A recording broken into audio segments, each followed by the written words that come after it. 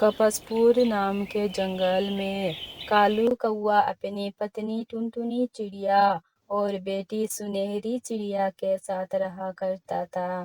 कालू कौआ के पास खेती करने के लिए जमीन तो था, लेकिन मेहनत ना के बराबर था। घर की हालत देखकर उसके पत्नी टुनटुनी चिड़िया उसे कहती है, मेरी बात मान लीजिए जी, मुझे कदरनाथ सेठ के यहाँ काम करने दीजिए।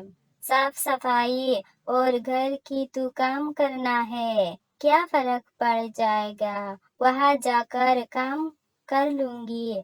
तू घर की राशन पानी का तू खर्चा निकाल ही जाएगा।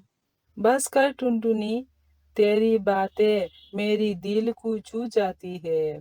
ये मेरे लिए मर मिटने जैसा हो जाता है। तुम जानती नहीं हो वो सेठ की नीयत कितनी गंदी है। वो अपनी घर पर काम करने वाली हर चिड़िया पर बुरी नजर रखता है। नहीं नहीं, तू वहाँ काम करने नहीं जाएगी बस। कालू कौआ दिन भर इसी चिंता में रहता था कि वो अपनी पत्नी और बच्ची को ढंग का खाना नहीं दे पा रहा था। कालू कौआ जब भी जंगल में किसी से मदद मांगने जाता तो सभी पक्षी उसे मना कर देता। एक दिन वो अपने खातून को खोटते खोटते आत्मदाह सा हो गया। उधर जंगल का सेठ गीदड़ नजर उठा के बैठा था कि कब कालू कौआ मदद के लिए उसके पास आया और वो उसके जमीन हथिया ले। वो जब भी कालू कौआ से मिलता तो उसे एक ही बात कहता था, ओ कालू, तुझे कितनी बार कहा है अपनी जमीन मुझे दे दे, मैं तुझे उसके अच्छी दाम दे दूंगा। नहीं साहब, पैसे तो एक दिन खत्म हो जाएंगे, लेकिन जमीन तो मेरी पिताजी की निशानी है, भला ये मैं कैसे बेच सकता हूँ। ये कहकर कालू कौआ चला जाता है। ऐसे ही कुछ दिन बीत जाते हैं। एक दिन टुनटुनी चिड़िया उसे कहती है, सुनिए जी, घर में आटा नहीं बचा और कुछ भी खाने को नहीं है, अब हम क्या खाएंगे जी। टुनटुनी, तुम सुनहरी के लिए कुछ देख लो, हम तो भूखे भी सो जाएंगे। लेकिन आपने भी तो सुबह से कुछ नहीं खाया, आपको भी तो भूख लग रही होगी। भूख तो लगी है टुनटुनी, लेकिन मेरे पास पैसे नहीं है कि मैं बाहर जाकर कुछ ले सकूं। और खेत भी पूरी तरह से खाली है। अपने पति की लाचारी देख टुनटुनी चिड़िया को दया आती है। फिर उसका ध्यान अपने आंगन पर जाता है और वो आंगन में लगी घास को देखती है। फिर उसे तोड़ती है और उसे रोटी बनाकर तैयार कर लेती है। ये ले सुनहरी, मेरी बच्ची, अपनी माँ को माफ करना। घास की रोटी बनाने के अलावा मेरे पास और कुछ उपाय नहीं था। तो क्या हुआ माँ, गुरुजी कहते हैं अगर मुश्किल समय में कुछ भी खाने को मिले तो भगवान का प्रसाद समझकर खा लेना चाहिए। बिल्कुल सच कहा मेरी बच्ची।